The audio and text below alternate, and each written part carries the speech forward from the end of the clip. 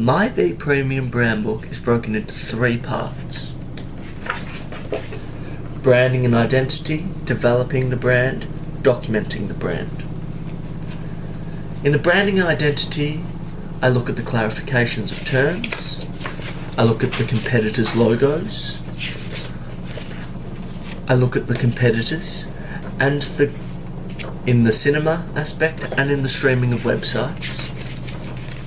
I put them on a positioning map to analyse where V Premium can make the most impact in 3 different fields. I then look at a case study of 3 different ones to analyse how they decided to advertise themselves. I then moved on to the developing of this brand. I reviewed the brand values and added my own that I think will best suit V Premium. I looked at the mission statement and tweaked theirs to be a bit more forward and a bit more innovative. I looked at the do, be, feel. I looked at the brand values, the quality, concerns and roles. I looked at the target audience. Who do they really want to target? Who is the ideal person? I then moved on to the mood board to give me ideas about what I really want to portray clearly and concisely, both in the colour format and in the more personal, emotional format as well.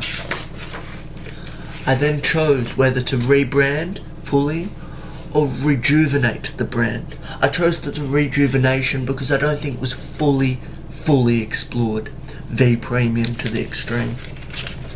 I moved on again to the rebranding generalisation of slogans, to the rebranding selection of the slogans in a very analysing manner with a pros and cons column. I then clarified it. I wasn't exactly happy. There was a needing to be tweaked slightly. The phrases that I used, a cinema with more, you deserve it. I went to the documentation. I chose my logos into 5 different setups, developing each of those 5 logos 10 different ways, exploring the ideas thoroughly. I then developed that, reflected upon that in a very analysing manner. I then had 3 decisions, development 1, 2 or 3. I went with the first one because I think it was the most concise with the target audience and in line with my morals. The morals of V Premium. The logo refinement, tweaking, raising issues and solving them. Logo refinement, tweaking again, working with the colour scheme to make sure it's appropriate, working with the background colours to make sure it was correct, the choice, analysing why it was the best choice and justifying it to myself and to others. I looked upon the reflection to reflect that I was doing it in the correct way. I went through the guidelines to make sure that when it is used correctly. Otherwise the meaning of it will be lost.